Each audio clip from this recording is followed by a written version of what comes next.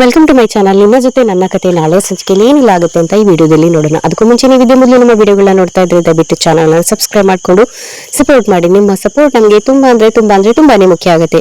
ಹಾಗೂ ವಿಡಿಯೋ ಇಷ್ಟ ಆದಲ್ಲಿ ಒಂದು ಲೈಕ್ ಮಾಡೋದನ್ನ ಮರಿಬೇಡಿ. ಈ ಕಡೆ ಸಂಚಿಕೆ ಶುರುವಿನಲ್ಲಿ ಭೂಮಿ ನಚ್ಚಿ ಮತ್ತೆ ಅಂಜುದು ನಿಶ್ಚಿತಾರ್ಥ ಏನೋ ತುಂಬಾ ಚೆನ್ನಾಗಿ ಆಗೋಯ್ತು. ಈಗ ಮದ್ವೆ ಕೂಡ ಆದಷ್ಟು ಬೇಗ ಮಾಡಿ ಮುಗಿಸ್ಬೋದು ಅಂತ ಮನೆಯವರೆದ್ರು ಭೂಮಿ ಹೇಳ್ತಾ ಇದ್ದಾಗ ಈ ಮಾತನ್ನ ಕೇಳಿ ಅಶ್ವಿನಿಗೆ ತುಂಬಾನೇ ಶಾಕ್ ಆಗ್ಬಿಟ್ಟು ಮಧ್ಯ ಬಂದ್ಬಿಟ್ಟು, ಯಾಕೆ ಭೂಮಿ ಇಷ್ಟೊಂದು ಅರ್ಜೆಂಟು?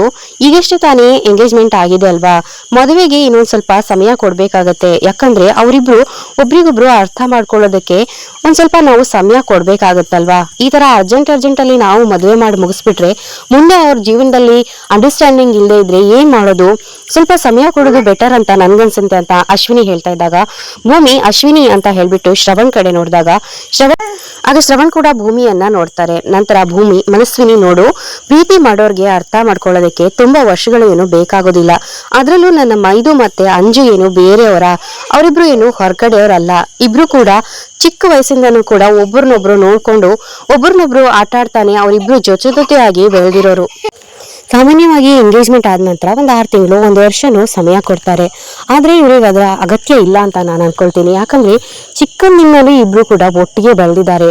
ಇವ್ರಿಗಿಂತ ತುಂಬಾ ಚೆನ್ನಾಗಿ ಅರ್ಥ ಮಾಡ್ಕೊಳ್ಳೋದಕ್ಕೆ ಸಾಧ್ಯನೇ ಇಲ್ಲ ಅಂತ ಅನ್ಕೊಳ್ತೀನಿ ನಾನು. ಹಾಗಾಗಿ ಇವರಿಬ್ರು ಮುಂದೆ ಚೆನ್ನಾಗಿರ್ತಾರೆ. ಇಬ್ರು ಮಧ್ಯೆನೂ ಒಳ್ಳೆ ಅಂಡರ್ಸ್ಟ್ಯಾಂಡಿಂಗ್ ಕೂಡ ಇರುತ್ತೆ. ಹಾಗಾಗಿ ಅವರಿಬ್ರು ನಾಳೆನೇ ಮದ್ವೆ ಆದ್ರೂ ಅವ್ರ ಜೀವನದಲ್ಲಿ ತುಂಬಾ ಖುಷಿಯಾಗಿ ಅನ್ಯೋನ್ಯವಾಗಿ ಬದುಕ್ತಾರೆ ಅನ್ನೋ ಗ್ಯಾರಂಟಿ ನನಗಿದೆ. ಅದು ಅಲ್ಲೇ ಇನ್ನು 1 ತಿಂಗಳಲ್ಲೇ ಅವರಿಬ್ರು ಮದ್ವೆ ಮಾಡಿ ಮುಗಿಸ್ಬಿಟ್ರೆ ನಾನ್ ಕೂಡ ಅವರಿಬ್ರು ಮದ್ವೆನ ಕಣ್ತುಂಬಾ ನೋಡ್ಕೊಂಡು ಖುಷಿ ಪಟ್ಕೊಳ್ಬಹುದು ಅಂತ ಭೂಮಿ ಹೇಳ್ತಾ ಇದ್ದಾಗ ಭೂಮಿ ಮಾತನ್ನ ಕೇಳಿ ಮನೆಯವರು ಎಲ್ಲರೂ ಕೂಡ ತುಂಬಾನೇ ಶಾಕ್ ಆಗ್ತಾರೆ.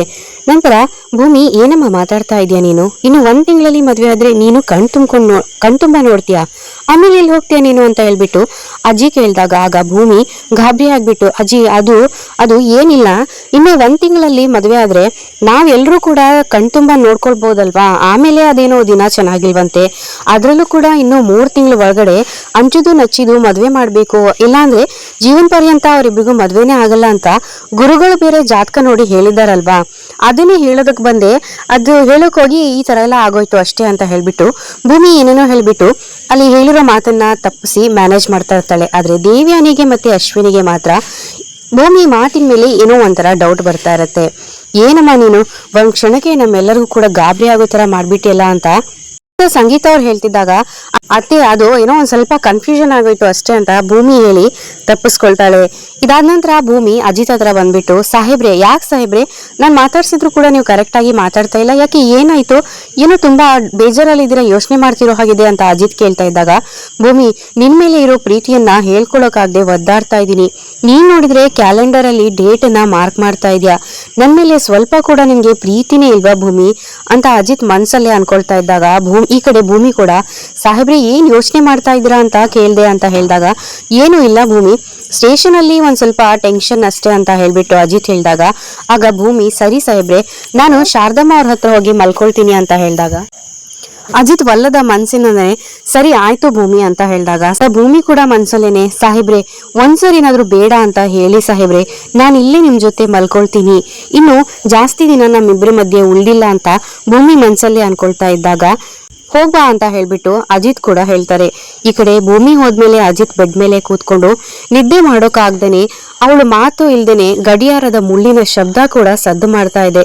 ಶಾರದಾ ಅತ್ತೆನ ನೋಡ್ಕೊಳ್ಳೋದು ಅನ್ನೋ ಉದ್ದೇಶ ಒಳ್ಳೇದೇ, ಆದ್ರೆ ಭೂಮಿ ನನ್ನ ಬಗ್ಗೆ ಕೂಡ ಸ್ವಲ್ಪ ಯೋಚನೆ ಮಾಡ್ಬೇಕಾಗಿತ್ತು ಅಲ್ವಾ ಅಂತ ಅಜಿತ್ ಅವನಷ್ಟಕ್ಕೆ ಅವನು ಮಾತಾಡ್ಕೊಳ್ತಾ ಇರ್ತಾನೆ. ಈ ಕಡೆ ಭೂಮಿ, ಯಾಕೆ ಇವತ್ತು ನಮ್ ಸಾಹೇಬ್ರು ಇಷ್ಟೊಂದೆಲ್ಲ ನೆನಪಾಗ್ತಾ ಇದಾರಲ್ಲ, ಒಂದ್ ವೇಳೆ ನನಗೇನಾದ್ರೂ ಸಾಹೇಬ್ರ ಮೇಲೆ ಪ್ರೀತಿ ಶುರು ಆಗ್ಬಿಟ್ಟಿದ್ಯಾ ಅಂತ ಭೂಮಿ ಯೋಚನೆ ಮಾತಾಡ್ಕೊಳ್ತಾ ಇರ್ತಾಳೆ. ಈ ಕಡೆ ಅಜಿತ್ ಯಾವ್ದಕ್ಕೂ ಒಂದ್ಸಾರಿ ಭೂಮಿನ ಹೋಗಿ ನೋಡ್ಕೊಂಡ್ ಬಂದ್ಬಿಡೋಣ ಅಂತ ಹೇಳ್ಬಿಟ್ಟು ರೂಮ್ ಹತ್ರ ಬಂದು ನಿಂತ್ಕೊಳ್ತಾನೆ. ಆಗ ಭೂಮಿ ಮಾತುಗಳನ್ನ ಕೇಳಿಸ್ಕೊಳ್ತಾರೆ. ಭೂಮಿ ಮಾತನ್ನ ಕೇಳಿ ಅಜಿತ್ ತುಂಬಾನೇ ಖುಷಿಯಾಗ್ಬಿಡ್ತಾರೆ. ಇದಿಷ್ಟು ನಾಳೆಯ ಸಂಚಿಕೆ ಆಗಿರುತ್ತೆ.